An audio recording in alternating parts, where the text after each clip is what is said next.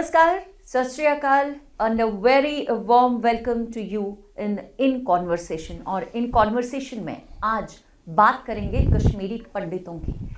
कश्मीरी पंडितों का विस्थापन आज 32 साल हो चुके हैं और अभी भी कहीं ना कहीं कश्मीरी पंडितों की जो छवि है, अभी भी किसी को भी क्लियरली ये पता नहीं है कि आखिरकार कश्मीरी पंडित अपने ही देश में माइग्रेंट क्यों कहलाते हैं और कौन रहा है इस सारी कवायद के पीछे, क्यों ये प्रोसेस अभी तक ख़त्म नहीं हुआ, क्यों ये विस्थापन अभी तक ख़त्म नहीं हुआ है और क्यों अभी भी कश्मीरी पंडित्स को एक वोट बैंक की तरह इस्तेमाल किया जा रहा है, जबकि ये वोट बैंक खुद ही बिखरा हुआ है।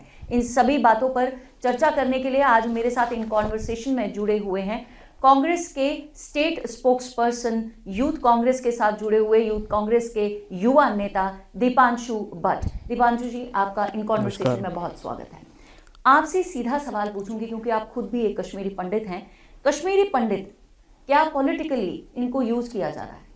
देखिए बिंदिया जी, पहले तो मैं शुरुआत ऐसे करूंगा कि 32 साल हो चुके हैं हमारे पलायन को, तो सर्वप्रथम मैं हाथ जोड़ के सभी कश्मीरी पंडित शहीदों को नमन करना चाहूँगा कि हम पढ़ते हैं और सुनते हैं कि इतने कश्मीरी पंडित 1990 में मारे गए।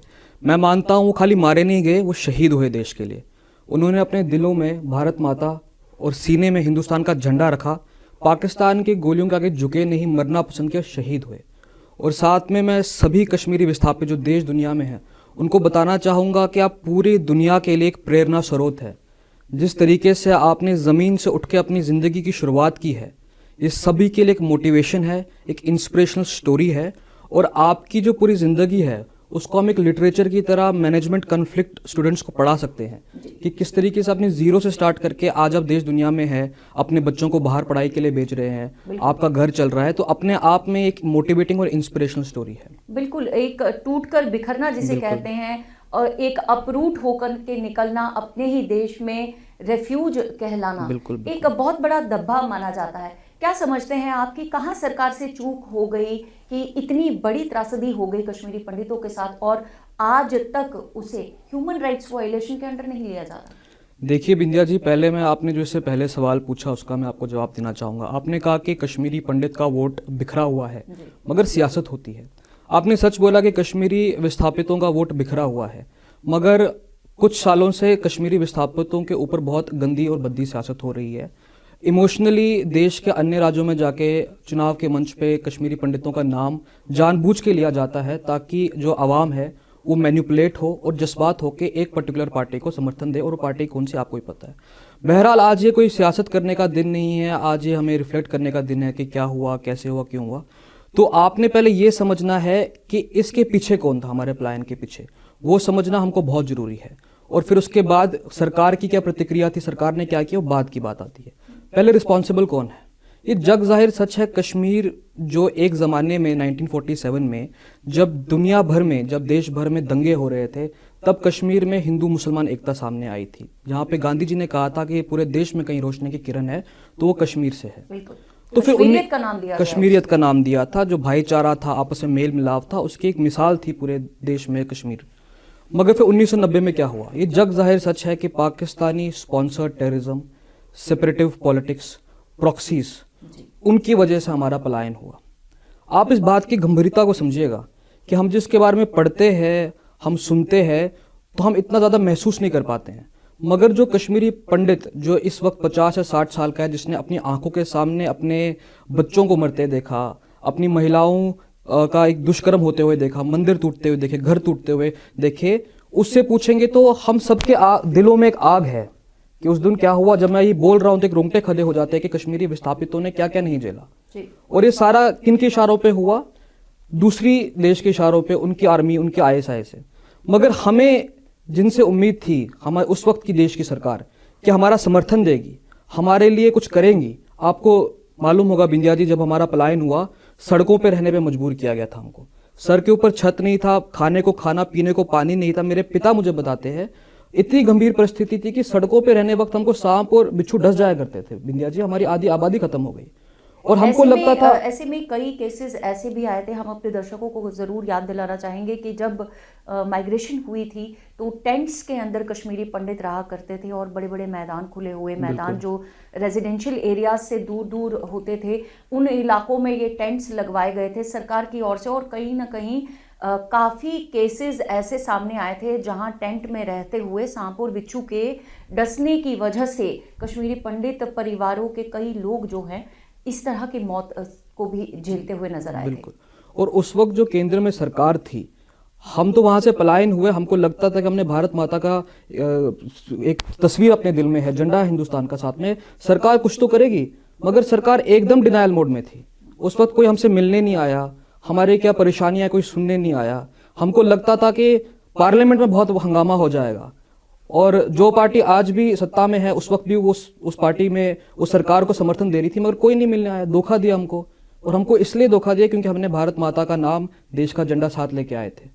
और आप ये समझिए, ये मैं I want this to go deep down into the society कि किस तरीके से पिछले कुछ सालों से हम पे एक भद्दी राजनीति हो रही है, किस तरीके से हमारी त्रासदी को बेचा जा रहा है, उसको एड्रेस नहीं किया जा रहा है। और मौजूदा वक्त में एडमिनिस्ट्रेशन के पास, सरकार के पास कोई भी रोड मैप नहीं है कश्मीरी पंडितों को वापस अपने घरों में बसाने का। आप रोड मैप की बात कर रहे हैं, और हम अगर इस समय की बात करें तो सरकार की कई ऐसी नीतियां उन्होंने बयान में दी हैं अपने, कि रिहैबिलिटेशन की बात की जाती है, लोगों को वापस लेकर के जाने की बात की जाती है, युवाओं को वहाँ पर रोजगार दिलाने की बात की जाती है, सरकारी नौकरी दिलाने की बात की जाती है। एक युवा हैं आप खुद, एक एजुकेटेड ट्रेंड युवा हैं आप खुद, और इस समय युवाओं की बाहर जाकर, कश्मीरी पंडित युवाओं की बाहर जाकर क्या स्थिति है उसे आप बखूबी समझते हैं। जानना आपसे ये ज़रूर चाहूँगी, एक युवा होने के नाते क्या लगता है आपको, क्या ये फिर से एक अपरूटिंग नहीं होगी, क्या ये फिर से एक बार पलायन करना नहीं होगा युवाओं का, कि आप उन्हें एक अच्छी खासी नौकरी से उठा करके वापस खदेड़ दें सरकारी नौकरी करने के लिए? क्या एक फाइनेंशियल गैप दोबारा से जनरेट नहीं होगा अगर कश्मीरी पंडित युवाओं को वापस यहाँ से अपनी नौकरियों से निकाल करके कश्मीर के सरकारी नौकरियों में बिठा दिया जाए तो? देखिए बिंदिया जी, इसका मैं आपको विस्तार से जवाब देना चाहूँगा। 2008 में जब कॉम्प्रहेंसिव इकोनॉमिक पैकेज आया गया था, 6000 नौकरियां कश्मीर में अपने अपने डिस्ट्रिक्ट्स में नौजवानों को मिलेगी, उसका प्लान ये था किस तरीके से हम आगे वाली जनरेशन्स को अपने घरों में सुरक्षित वातावरण में उनको नौकरी भी दे और फल फूलने का एक अपॉर्चुनिटी भी दे। मगर आपने बात सही बोली है कि बहुत सारे नौजवान, चाहे वो लंदन में हो, अमेरिका में हो, बम्बई में, दुबई में हो, वो आना चाहते हैं कश्मीर में, अपने घर में वापस रहना चाहते हैं, क्योंकि इसमें फाइनेंशियल नहीं, एक इमोशनल कनेक्ट है अपनी जगह को लेके, अपनी जन्मभूमि के लिए। तो कोई भी कहीं से भी उठ करके आना पसंद करेगा। बिल्कुल। मगर फिर आपने जो तीसरी बात यहाँ पे बोली कि एक तरीके से फाइनेंशियल इनक्वालिटी या इनकम डिस्पैरिटी आता है कि अगर आप बंबई में 1 लाख रुपए, 2 लाख रुपए कमा रहे हैं, आप सरकारी जॉब में 35,000 कैसे करेंगे? तो यहाँ पे एक पॉलिसी इशू है। ये सरकार को एक पॉलिसी इशू को पॉलिटिकल पॉलिसी के तरह ही ठीक करना पड़ेगा। इसमें हम ये नहीं बोल सकते, इसमें हम क्रिब नहीं कर सकते, हमको सोल्यूशन चाहिए, एड्रेस करना है इस इशू को, क्योंकि बहुत सारे नौजवान कश्मीर में वापस आना चाहते हैं, अपने घरों में रहना चाहते हैं, जहाँ पे वो पैदा हुए वहीं वो रहना चाहते हैं। तो इसके लिए ये फाइनेंशियल जो इश्यूज है या बाकी इश्यूज है, सरकार को सॉल्व करने हैं। और बिंदिया जी, आप मुझे बताइए, इस वक्त केंद्र सरकार के, भाजपा के पर्टिकुलरली 303 सांसद है संसद में, तो ये कोई भी मसला नहीं है एक होलिस्टिक कॉम्प्रहेंसिव पॉलिसी बनाना, वहाँ पे पंडितों की कम्युनिटी को दोबारा नरिश करना, ये कोई भी बड़ी बात नहीं है। मगर यहाँ पे पॉलिटिकल इंटेंट की बात आती है कि क्यों पिछले 8-9 साल में भाजपा जो बड़े बड़े वादे करके मैनिफेस्टो में ये बता के कि हम कुछ करेंगे, और मैं आपको कटिंग अक्रॉस पार्टी लाइन, मैं कांग्रेस का प्रवक्ता हूं, मगर मैं उससे उठ के आपको बोलता हूं, 2014 में ये सच है, इतना मार्केटिंग हुआ था कि पंडितों को, मेरे भाइयों को लगा था सच में मोदी जी कुछ करेंगे, और अभी 8-9 साल के बाद क्या मिला, आज जग जाहिर सच है। आप युवा नेता होने के तौर पर कई कश्मीरी पंडित परिवारों से मिलते हैं और ग्राउंड लेवल पर जाकर के कार्य करते हुए नजर आते हैं। आपसे जानना चाहेंगे कि इस समय अगर हम एक कॉमन कश्मीरी पंडित फैमिली की बात करें जहां पर अर्निंग हैंड कोई नहीं है और वो केवल मार्जिनल रिलीफ के ऊपर ही अपने जीवन का गुजर बसर कर रहे हैं, तो किस तरह की परिस्थितियां आपको सामने नजर में आती हैं? देखिए बिंदिया जी, परिस्थितियां बहुत खराब हो चुकी है कश्मीरी विस्थापितों की, जो आप मुट्ठी में देखिए, बूटानगर, पुरखू, जगती में देखिए। मैं आपको हाल ही का उदाहरण देता हूँ। हमारा एक आउटरीच प्रोग्राम था, हम हर घर में गए थे, हर सेटलमेंट में गए थे। कितने मुद्दे हैं वहाँ पे। सबसे बड़ा मुद्दा तो ये है, आप 13,000 लीव दे रहे हैं। आप मुझे बताइए, कोविड की महामारी, 4 लोग परिवार में, अब 13,000 में अपने बच्चों को पढ़ाएंगे या अपने बुजुर्गों की चिकित्सा की व्यवस्था करेंगे, घर चलाएंगे, और रिलीफ बढ़े इसकी मांग कश्मीरी विस्थापित समाज पिछले 14-15 महीने से कर रहा है, मगर आगे नहीं बढ़ रही है। पहला मुद्दा। दूसरी बात यहाँ पे ये आती है, आपके माध्यम से दर्शकों को बताना चाहूँगा कि कॉम्प्रिहेंसिव इकोनॉमिक पैकेज आया था, 6,000 नौकरियाँ आई थी, उस वक्त की विजनरी पॉलिसी बनाई गई थी प्रधानमंत्री मनमोहन सिंह जी ने, मगर उसके बाद 14 के बाद बहुत सारे हमारे ऐसे अनएम्प्लॉयड यूथ है जो ओवर एज हो चुके हैं, जो सरकार से मांग कर रहे हैं कि अगर आप एक तरीके से पार्लियामेंट में इतनी मेजॉरिटी है और आप ये कहते हैं कि आपके बेस्ट माइंड्स है आपकी एडमिनिस्ट्रेशन में, आप क्यों नहीं एक दोबारा एक पॉलिसी बना के देते हैं। हमारी तो मांग है 20,000 का नया पैकेज आए, वहां पे आप या तो जो ऑलरेडी जो ओवर एज है उनको एज रिलैक्सेशन दीजिए, अगर वो भी नहीं तो सॉफ्ट लोन दे दीजिए, ताकि अपना कुछ गुजर बसर कर सके आपने। क्योंकि हमने देखी ना, आप एक कम्युनिटी की बात कर रहे हैं, आपको यहाँ पे होलिस्टिक समझना पड़ेगा। अगर आज आप इस लेवल पे कम्युनिटी को सपोर्ट नहीं करेंगे, मतलब आप आने वाली 7 लेवलों को खत्म कर रहे हैं। बिल्कुल, क्योंकि ये जनरेशन टू मैं आगे जनरेशन भी आगे फॉलो अप हो रहा है। बिल्कुल मैं आगे बोलना चाहूंगा। आप ये देखिए कि हैबिटेट का हाल क्या है। जगती मुट्ठी पुरखों के अभी देखिए मेंटेनेंस रिजुविनेशन कब हुई थी लास्ट टाइम, कुछ नहीं हो रही। दीवारें में हम खुद गए, वहाँ पे दीवारें टूटने को आई है, कहीं पे पानी नहीं पहुँच रहा वक्त पे, कहीं पे सैनिटाइजेशन का प्रॉब्लम है। और सबसे बड़ी बात, जगती की बात करूंगा मैं पर्टिकुलरली, सब डिस्ट्रिक्ट हॉस्पिटल के हाल देख लीजिए वहाँ पे क्या है। अगर किसी को खुदा ना खास्ता कुछ सीवियर प्रॉब्लम हो जाती है, वो सब डिस्ट्रिक्ट हॉस्पिटल केपेबल ही नहीं है ट्रीट करने का। तो होलिस्टिकली देखा जाए तो मुझे समझ नहीं आ रहा कि पॉलिटिकल इंटेंट हमारे देश का ऐसा क्यों नहीं है करंट डिस्पेंसेशन में, जो कश्मीरी पंडितों को आगे क्यों नहीं बढ़ा रहे, क्यों मार्जिनलाइज हो रहे हैं। यही सवाल, फिर वापस उसी सवाल पर पहुंचना चाहूंगी निवांशु जी, क्योंकि आप अभी तक जितनी भी हमने चर्चा किया, आपकी बातों से यही जाहिर होता है कि कहीं ना कहीं एक पॉलिटिकल विल की कमी नजर आ रही है। ऐसा क्या है, ऐसी कौन सी मजबूरी आप समझते हैं कि जिसकी वजह से पॉलिटिकल डिस्पैरिटी कश्मीरी पंडितों को लेकर के नजर में आती है, पूरे जम्मू कश्मीर में भी और पूरे देश में भी? इसमें 2 चीज़ें मैं समझता हूँ। एक तो मैं आपको ब्लंटली बोलना चाहूँगा कि बीजेपी का पिछले 8-9 साल में जो रवैया रहा है, ऐसा लगता है कि जानबूझ के मार्जिनलाइज करना चाहते हैं। आप इनकी साइकी समझिए। आप मुझे बताइए, उत्तर प्रदेश में कश्मीरी पंडितों का नाम लेने का फ़ायदा क्या है चुनाव के मंच पे? वेस्ट बंगाल में क्या फ़ायदा है, महाराष्ट्र में क्या फ़ायदा है? इनका प्रोसेस कैसे चलता है कि जानबूझ के एक कम्युनिटी को मार्जिनलाइज किया जाए, उसकी मार्जिनलाइजेशन को फिर स्टेट इलेक्शंस में बाकी राज्यों में बेचा जाए लोगों को जज्बाती करने के लिए। तो ये प्रोसेस इनका चल रहा है। नहीं तो आप मुझे बताइए, 303 पार्लियामेंटेरियन है इनके, कौन विपक्ष कितना ही है इस वक्त? आप मुझे बताइए ना, इनको कौन रोक रहा है कश्मीरी पंडितों के लिए भला ना करिए आप? कौन इनके सामने दीवार बन रहा है? कोई है तो हमें बताइए, हम वो दीवार तोड़ने के लिए तैयार हैं। परिस्थितियां कश्मीर में अभी भी, घाटी में अभी भी आप अगर देखें तो परिस्थितियां अभी भी ऐसी हैं कि वहाँ नॉन लोकल्स को भी टारगेट किया जा रहा है। तो अगर ऐसे में कश्मीरी पंडित वापस जाते हैं तो उनकी जान की सुरक्षा की भी बात आती है। तो शायद ये कारण रहे हैं कि सरकार इस मामले में कोई ज्यादा तेज कदम नहीं उठाना चाहती। नहीं, मैं इस बात से बिल्कुल भी आपसे एग्री नहीं करता हूँ। आप थोड़ा इनके मैनिफेस्टो पे नज़र मारिए, आप थोड़ा इनकी भाषणों पे नज़र मारिए। इन्होंने तो जब हमारी स्टेट को यूटी बनाया था, हमारी डोगरा पगड़ी पे वार किया था, हमारी जॉब्स और लैंड्स हमसे छीनने की कोशिश की थी, उस वक्त तो ये अंतर्राष्ट्रीय मंचों में जाके बड़े बड़े वादे करते थे कि टेररिज्म खत्म हो गया है, एक्सट्रीमिज्म खत्म हो गया है, कोई मिलिटेंसी नहीं है। ये तो आसमान से तारे ज़मीन पर लाने की बात थी। और उसके बाद इन्हीं के प्रवक्ता बोलते हैं कि अभी कश्मीर में हालात ठीक नहीं है। तो आप देखिए, इनकी करनी और कथनी में ही एक दोहरा मापदंड आता है। तो देखिए, अगर आपको लगता है, अगर विपक्ष में आपकी पार्टी और सबसे बड़ा विपक्ष दल आप ही का है, कांग्रेस का है, तो ऐसे में आप क्या समझते हैं, क्या कश्मीरी पंडित्स के पास लीडरशिप क्वालिटी की कमी है? क्या एक ठोस, क्योंकि आप देखें कश्मीरी पंडितों का जो लीडरशिप है, जो पॉलिटिकल अरीना है, बहुत ज़्यादा बिखरा हुआ, बहुत सी ऑर्गेनाइजेशंस एकदम एब्रप्टली बन चुकी हैं कश्मीरी पंडितों की, और एक यूनानिमस लीडर नहीं है। क्या कारण आपको लगता है? क्या सबसे पहले तो यही सवाल कि क्या ये एक कारण है कि कश्मीरी पंडितों की से नहीं है पॉलिटिकल अरीना में, या दूसरा सवाल ये भी कि क्या कारण हो सकता है कि कश्मीरी पंडितों का एक यूनानिमस लीडर नहीं है? देखिए विंध्या जी, इसका दोबारा मैं आपको विस्तार में बताना चाहूँगा। आपको पहले फंडामेंटल समझने पड़ेंगे कि कश्मीरी पंडितों या कश्मीर के साथ जो हुआ वो एक पॉलिटिकल प्रॉब्लम है। उसको आप पॉलिटिकल पॉलिसी के थ्रू ही ठीक कर सकते हैं, और उसके लिए उस कम्युनिटी का पॉलिटिकली एम्पावरमेंट होना बहुत ज़रूरी है। जब तक कोई असेंबली में या पार्लियामेंट में कश्मीरी पंडित की आवाज़ ना हो, तब तक हम किस तरीके से कश्मीर में वापस जाएं या हमारे जो डेली नीड्स है या जो डेली मसले किस तरीके से हल हो, उसमें एक बहुत बड़ा हिंड्रेंस पैदा होता है, क्योंकि हमारा कोई भी रिप्रेजेंटेटिव नहीं है।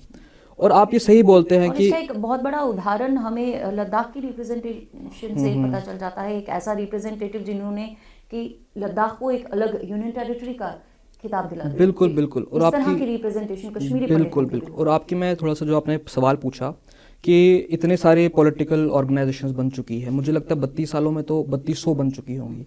एक कमरे में दो भाई रहते हैं तो दोनों भाई लेटर हेड बना देते तो एक पॉलिटिकल पार्टी शुरू हो जाती है। तो इससे क्या होता है, सबसे पहले हमारा एक पॉलिटिकल फुटप्रिंट जो ऑलरेडी स्कैटर्ड है वो और स्कैटर्ड हो जाता है। और मैं ऐसा मानता हूँ कोई बुरी बात नहीं है, अगर आप 3500 के आप 10,000 ऑर्गेनाइजेशन बनाना चाहते हैं, बनाइए। आप लोगों के बीच में काम कीजिए, लोगों की बातें उठाइए, अपना पॉलिटिकल बिलीफ आप जनता के सामने रखिए। मगर जब पॉलिटिकल एम्पावरमेंट की बात आती है तब आप एक पार्टी को या एक अपने ही लीडर को समर्थन दीजिए, बहुत जरूरी है। और ये मैं पार्टी लाइन से उठ के बात कह रहा हूँ, क्योंकि 32 साल बहुत बड़ा वक्त होता है। अगर हम यूनाइटेड होते, क्योंकि अब यूनिटी तो आ रही है धीरे धीरे, मुझ जैसे बहुत सारे कश्मीरी नौजवान हैं जो यूनाइट करना चाहते हैं, मगर 32 साल पहले हम यूनाइटेड नहीं थे, ये भी सच बात है। और यूनाइटेड होते हम तो आज हमारे हालात बहुत अच्छे होते, ये भी एक सच, इसको हमको एक्नॉलेज करना पड़ेगा। तो मैं इतना ही आपके माध्यम से सभी मेरे कश्मीरी पर्टिकुलरली नौजवानों को बोलूंगा कि 32 साल बहुत बड़ा टाइम होता है। इस वक्त अभी हमको क्रिब करने की या अभी हमको गलतियां निकालने की जरूरत नहीं। अभी हमको टाइम है कि एक मंच पे हम सब साथ आ जाए, अपनी बात एक मंच से उठाए, एक नेता हो हमारा, एक पॉलिसी हो हमारी, और सभी लोग एग्री करें। उसके पीछे अगर आपकी 10,000 ऑर्गेनाइजेशन भी है, वो डिफरेंट चीज़ों का सोल्यूशन चाहती है, डिफरेंट तरीके से चाहती है, मगर उस सोल्यूशन का प्रोसेस तो तब निकलेगा ना जब हमारी आवाज़ होगी। उसके बाद इम्प्लीमेंटेशन अलग अलग कर लीजिए। और मैं आप बताना चाहूँगा, थोड़ा अब मैं कांग्रेस की तरफ आऊँगा, कि कांग्रेस पार्टी ने हमेशा कश्मीरी पंडितों की बात उठाई है। आपको मालूम ही होगा, जब ऑल पार्टी मीटिंग हुई तब हमारे स्टेट प्रेसिडेंट गुलाम अहमद मीर साहब गए थे, उन्होंने 5 पॉइंटर दिए। तीसरा पॉइंटर दिया था कि हम कश्मीरी पंडितों की बाइज्जत खुशहाल सुरक्षित कश्मीर में वापस ही चाहते हैं। ना ये बीजेपी ने, ना पीडीपी, ना एनसी, उनसे चलो उनसे इतना तो हम एक्सपेक्टेशन नहीं रखते। बीजेपी जो अपने आप को इतना बड़ा सेवियर कहती है, उनकी भी कोई पॉलिसी नहीं, उनका भी प्राइम मिनिस्टर के सामने ये बात उठाई नहीं। आप अपने पॉलिटिकल डिस्कोर्स कीजिए। मैं आपके माध्यम से आप सभी नौजवानों को बोलूंगा, आज 32 साल हो गए हमारे प्लान को, इस बात को डिस्कस कीजिए। You can go to public platforms, websites में जाके, पब्लिक फोरम्स में जाके, कॉलेजेस यूनिवर्सिटीज में डिबेट दिस, डिस्कस दिस, क्या रीजन है, किस तरीके से ठीक कर सकते हैं। पॉलिसी क्यूरेट कीजिए, क्योंकि पॉलिसी ही आपको बचा सकती है। फिर आप किसी भी शक्ल सूरत के हो, किसी भी पार्टी से हो, डजेंट मैटर, बट आप कॉन्वर्सेशन तो स्टार्ट कीजिए, एक यूनाइट तो हो जाइए। बाद में आपका नेता किसी भी पार्टी का हो, लेकिन कम से कम नेता तो हो, आवाज तो हो आपकी। लेकिन आप जहां आप यूनिटी की बात कर रहे हैं, वहीं पे हम ये भी देखते हैं कि पॉलिटिकल ऑर्गेनाइजेशंस अगर हमारी बनती हैं, तो जब अलग अलग पॉलिटिकल ऑर्गेनाइजेशंस बन जाएंगी तो ऑब्वियस सी बात है, because Shri Shri Ravishankar had once said that every Kashmiri Pandit is an individual in himself. तो हर कोई इंडिविजुअल लेवल पे, हर कोई इंडिविजुअल ऑर्गेनाइजेशन लेवल के पर्सपेक्टिव पे काम करेगा। ऐसा तो है नहीं है कि आप अलायंस की सरकार लेकर के आते हैं और अलायंस जैसे समझती है वैसा ही चलता है।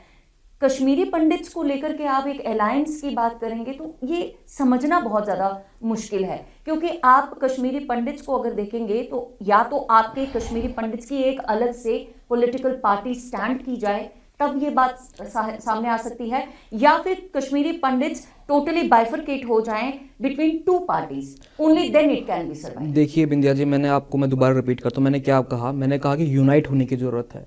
और मैं ऐसा नहीं कह रहा हूं कि आप इसमें बथेरी ऑर्गेनाइजेशंस बना दीजिए। मैं ये कह रहा हूं अपना पॉलिटिकल स्टैंड सबका तो होता है, जमहूरियत में सबका अलग अलग स्टैंड होता है, ठीक है ना। आप कहते हैं कि अभी रिलीफ का मसला है, मैं बोलूंगा कि रिलीफ एब्सोल्यूट वैल्यू में बढ़ाना चाहिए, कोई कहेगा पीस इंस्टॉलमेंट में बढ़ाना चाहिए, कोई बोलेगा 1 साल में बढ़ाना चाहिए, कोई बोलेगा 5 साल में बढ़ाना चाहिए, कोई बोलेगा बढ़ाना ही नहीं चाहिए। मगर है तो सारे कश्मीरी भाई अपने, सबके थॉट्स को अकोमोडेट करना है। अलग अलग विचारधारा हो सकती है, मगर आप एक अम्ब्रेला में तो आ सकते हैं। और उसके बाद युवाओं से बोलो, आप क्रिटिकली एग्जामिन कीजिए कि किस पार्टी ने आपका साथ दिया हमेशा, किस पार्टी ने आपके लिए पॉलिसियां बनाई और किस पार्टी ने आपको बेचने का काम किया। आप अलग देखिए, आइडियोलॉजी आपकी अलग हो सकती है ना, मगर जब आपके सामने माइग्रेशन की बात आती है, आपकी त्रासदियों की बात आती है, तब फिर आपको अपनी कम्युनिटी फर्स्ट होनी चाहिए। तो फिर बात वहीं मुड़कर आ जाती है कि ये भी एक टेस्टिंग फेज रहेगा कि युवा नेता मिलजुल कर एक फैसला लें, एक मत में आएँ, एक अम्ब्रेला के नीचे आएँ और उसके बाद फिर अपने थॉट प्रोसेसेस को इकट्ठा करने की कोशिश करें, यूनाइट करने की कोशिश करें। बट इन सभी बातों में फिलहाल की अगर बात करें तो कश्मीरी पंडितों की जो एक गरिमा थी, एक यूनाइटेड फैमिली की, वो कहीं ना कहीं ख़त्म होती हुई नज़र आती है।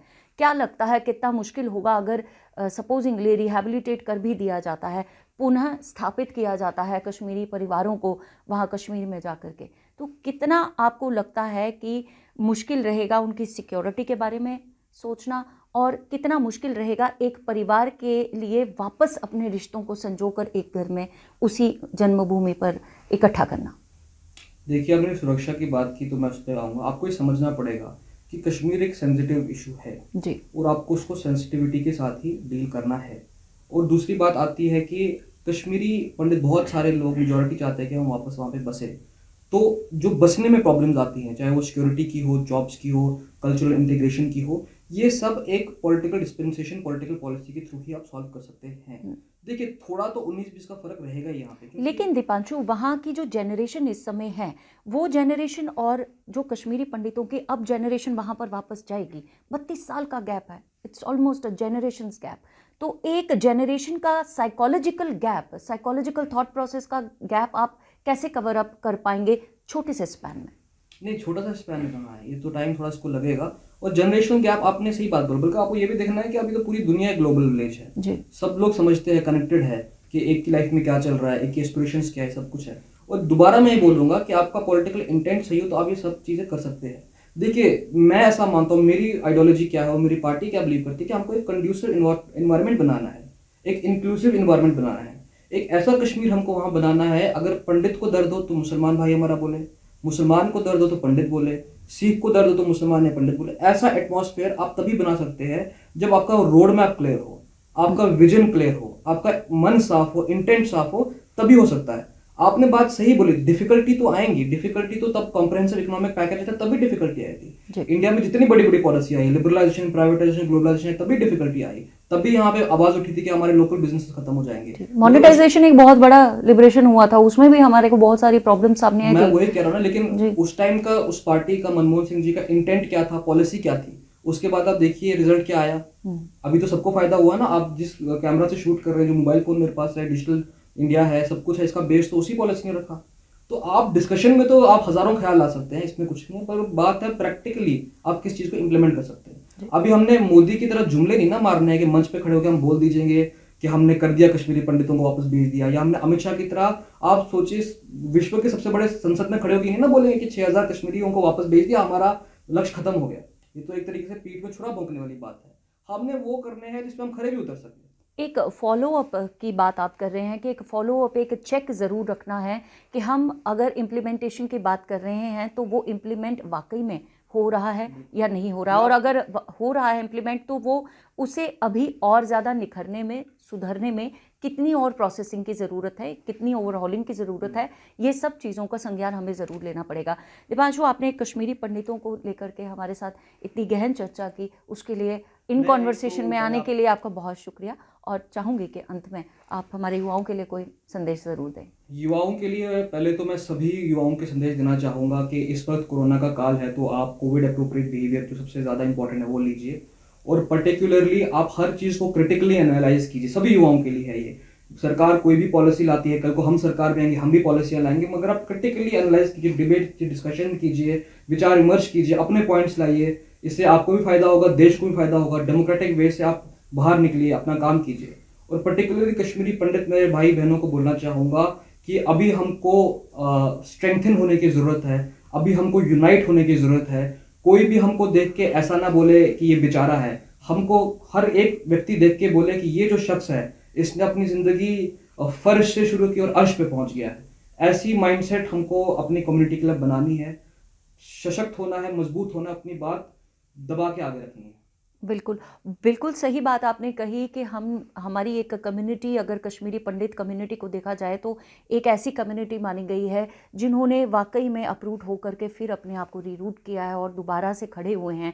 एक बिखर कर वापस खड़े होने की जो एक प्रोसेस है वो कश्मीरी पंडितों के माध्यम से पूरी दुनिया के सामने इस समय नज़र आती है। एक बात इस चर्चा से, आज की इन कॉन्वर्सेशन की इस चर्चा से ज़रूर सामने आई है कि जब तक किसी भी पॉलिसी को इम्प्लीमेंट नहीं किया जाएगा और फिर उस इम्प्लीमेंटेशन पर एक फॉलोअप चेक नहीं रखा जाएगा, तब तक उन पॉलिसीज़ का कोई फ़ायदा नहीं है, चाहे वो कश्मीरी पंडित्स के लिए हो या सरकार आम जनता के लिए कोई पॉलिसी बनाए। और दूसरी बात सबसे इम्पॉर्टेंट ये कि कश्मीरी पंडितों को अब कहीं ना कहीं जाकर 32 साल के बाद इकट्ठे ज़रूर होकर एक आवाज़ में, एक मत में बात करनी पड़ेगी। तो इन दोनों बातों के साथ इस चर्चा को हम इन कॉन्वर्सेशन में आज यहीं विराम देते हैं। अगली मुलाकात तक के लिए this is Bindiya Tikku signing off for now. Jai Hind.